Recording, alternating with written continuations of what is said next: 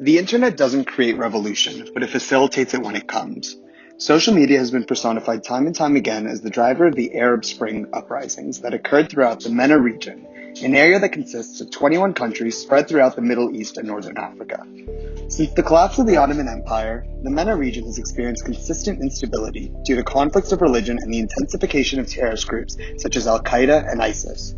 While it's unfair to make the claim that social media has become the roots of revolution, it has without a doubt had an immense impact on increased activism around the world, namely during the Arab Spring. The Arab Spring was a series of uprisings that spread throughout the region that brought unjust governments to their knees. In the North African nation of Tunisia, President Ben Ali led an administration brimming with corruption. Food prices and unemployment soared in the 24-year tyranny, but Tunisians saw no way out. It wasn't until the end of 2010 when a local fruit vendor in the impoverished city of Sidi Bouzid ignited a flame, quite literally, that would turn the tides of history. On December 17, 2010, just hours after beginning his morning shift, officers confronted Mohamed Bouazizi, and without the funds needed to appease them, the officers confiscated his weighing scales and tossed his produce cart aside. Frustrated, Bouazizi made his way to the governor's office to protest the unjust attitude taken against him that morning. After being turned away without even being heard, Bouazizi returned once more, only this time with a can of gasoline. He stood in the middle of traffic, doused himself in the gasoline, and lit himself on fire. Almost no Tunisian media outlet covered the story, which left a void that social media began to fill. The people of Tunisia empathized with Bouazizi's disempowerment and began to spread his story across Facebook. Within seconds, people across the globe were hearing and simultaneously sharing Bouazizi's story, calling for a stop to Ben Ali's regime. From here, people gained the confidence to share their own stories. In Ethan Zuckerman's article, Cute Cats to the Rescue, he explains how after the release of two videos that further documented the corruption of Ben Ali's regime, there was increased censorship of the internet by the Tunisian government. The censorship caused a stir amongst millennials in the country who claimed this as an infringement of their internet freedom. All of a sudden, a new group of protesters had reason to riot in the street. This exacerbated the situation and intensified activism across the nation, an impact known as the Streisand effect. To further add fuel to an ever-growing fire, WikiLeaks released incriminating documentation of corruption to a local channel, theirs TuniLeaks. With the power of the internet, this news spread swiftly from country to country. In Maximilian Forte's article, 7 Reasons Why We Should Celebrate WikiLeaks, he explains how the organization breaks through government suppression and propagates through social media in a way that is beneficial for common citizens. No longer must constituents rely on the mainstream media for information. Now, information on what people couldn't know before is presented to them without even a request.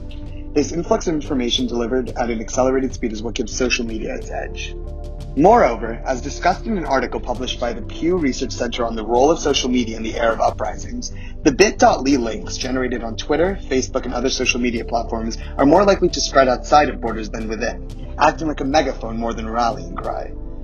This further supports the claim that social media is, therefore, a catalyst of information rather than a mobilizing force. What followed were days of protest and subsequent active demonstration that continued to amplify across social media and across the nation. On January 14, 2011, just weeks after the initial spark, Ben Ali resigned and fled to Saudi Arabia in seek of asylum. Across the continent in northeastern Africa, Egyptians watched closely as a revolution began to unfold. They too had been experiencing the same oppression that those in Tunisia had faced. Alex Mayassi is an Egyptian activist who for almost a decade before the Tunisian revolution had been laying the groundwork for change. On January 25, 2011, Mayassi had helped to organize a protest in Tahrir Square, hoping for just enough people in the streets for one successful rally. To her surprise, by the end of the day, 5,000 to 6,000 Cairenes and many more across the nation had flooded the streets in a protest against President Hosni Mubarak's unlawful and autocratic power.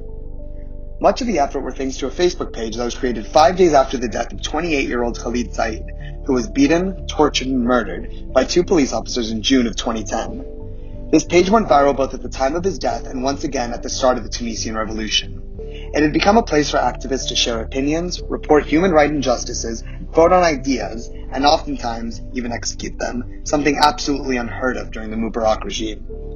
In a presentation held in early March of 2011 at TEDx Cairo, one of the administrators of the page, Wael Ghonim, explained its success best when he preached that that's the power of the internet.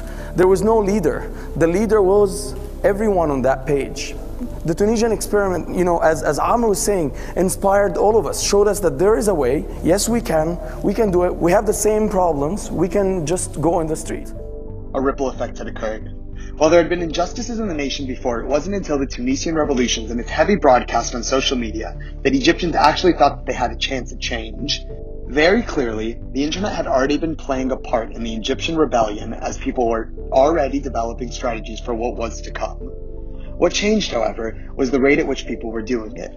Quantified by the University of Washington, the rate of tweets in Egypt about political change skyrocketed around this time, from 2,300 a day to 230,000.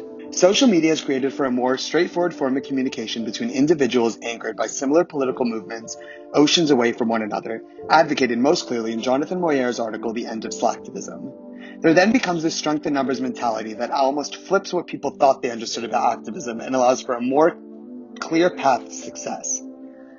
Revolutions need a spark. For Tunisia, this was Bouazizi, and for Egypt, this was Tunisia.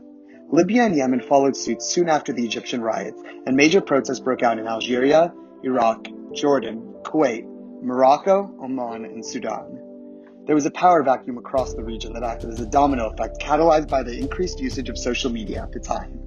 As news spread of once invincible regimes finally falling, people finally began to understand the power they held at their fingertips.